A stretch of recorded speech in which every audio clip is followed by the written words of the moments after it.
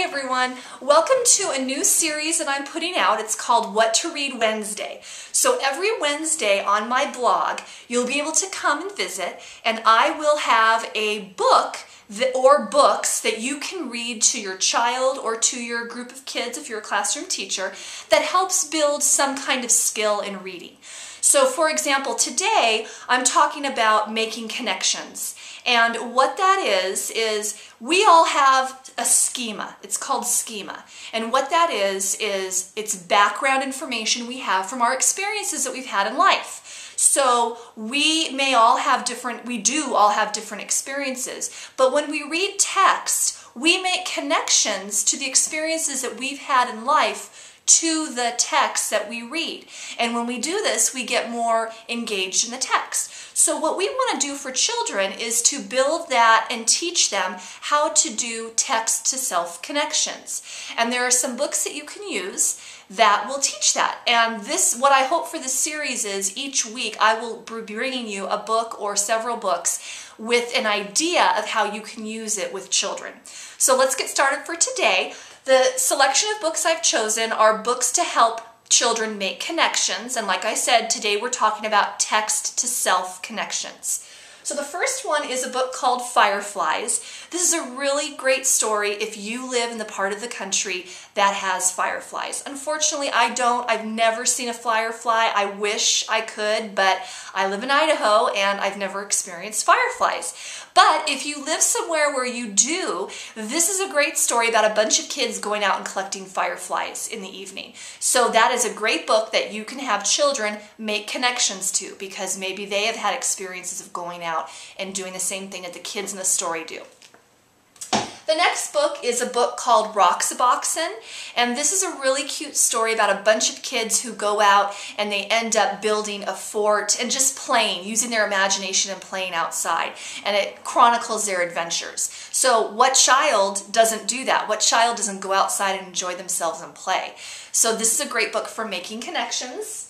Another book for making connections is The Snowy Day, and this is great if you live in the part of the country that experiences snow in the wintertime.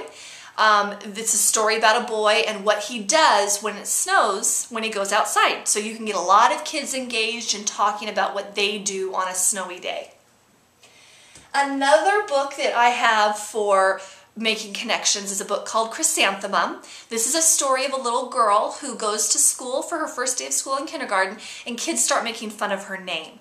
Now, you may have kids who have experienced this, or maybe you've had kids who have seen other children get their names made fun of.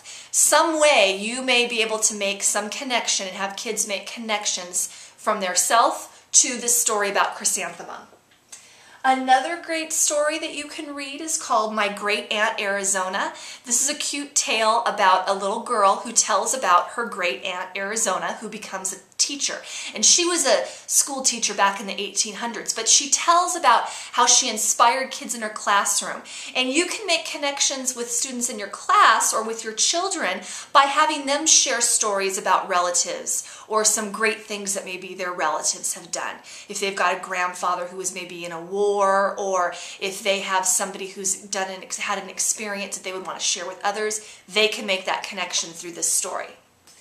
And then the last one is The Relatives Came. This is a cute book about a boy who tells his adventures of when his cousins and his aunts and uncles all came to his house to visit for a week. So this is also a great book for making connections. Kids can make connections with that, especially after summer, after school has started. They can make connections about maybe any relatives they saw or reunions they might have gone to. So this is another great book for making connections.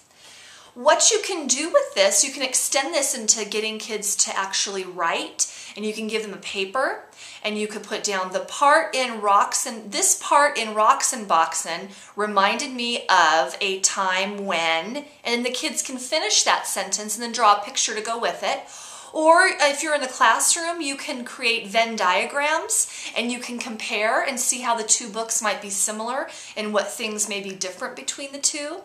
So those are just a few ideas for making connections. Next Wednesday, I'll be back with another What to Read Wednesday and some more books that you can read to help build comprehension. We're going to be going into a lot of different areas, so you'll want to stay tuned.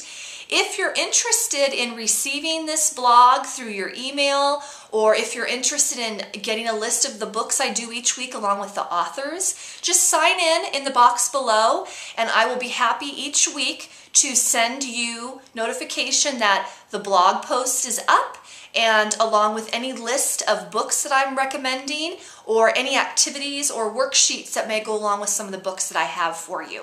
So thanks for coming to this installation of What to Read Wednesday, and I will see you all next Wednesday. Take care.